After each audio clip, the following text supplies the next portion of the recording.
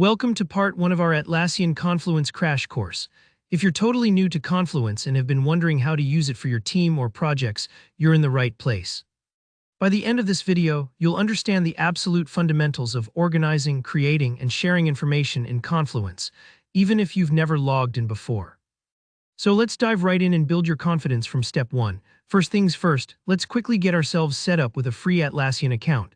Confluence is free for teams of up to 10 users, so just head over to Atlassian's site, hit the sign up button, and enter your details. This is the key to unlocking the workspace where all your Confluence magic happens, so don't skip it. Once you're signed up, Atlassian will ask you to create your site. Think of this as your online headquarters, your workspace where everything will live. For example, you might name it after your company or project, like Marketing Team Atlassian Net. This becomes your team's unique hub, and you can always share this URL with your teammates to bring them on board. Now, within your shiny new Confluence site, everything is organized into what Atlassian calls spaces. These are basically large containers, a bit like folders. Each space might represent a different team, project, or department. For instance, you might have one space for engineering, another for marketing, and so on. To create a space, just head to the Create Space button, here where it gets friendly. You'll see some templates to choose from, like a team space. These templates set you up with useful pre-built pages, so you're not starting with a blank slate. Give your space a clear name so it's easy to find later, and here's a tip. Don't forget to set permissions. Permissions let you choose who can view, edit, or comment on this space.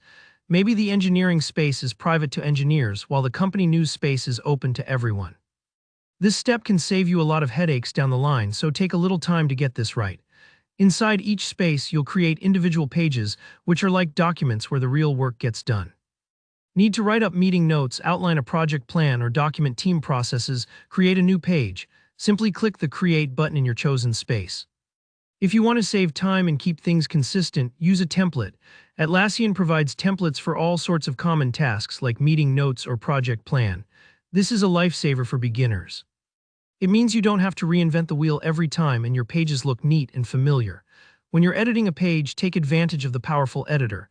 You can add text, images, tables, even decision lists or action items. Play around with headings and layouts to make your content clean and readable. Trust me, your teammates will thank you when they're looking for information later. If you're used to word processors, you'll feel right at home here, but if you hit a snag, hover for helpful tooltips or explore options on the toolbar. Once your page is ready, go ahead and publish it. This is the moment your content goes live for your team, kind of like putting a finished file in a shared drive. After publishing, you can easily share the page by copying the link or tagging colleagues who need to see it. Collaboration is at the heart of Confluence, so the more you share, the more value you get. A couple of quick tips before we wrap up.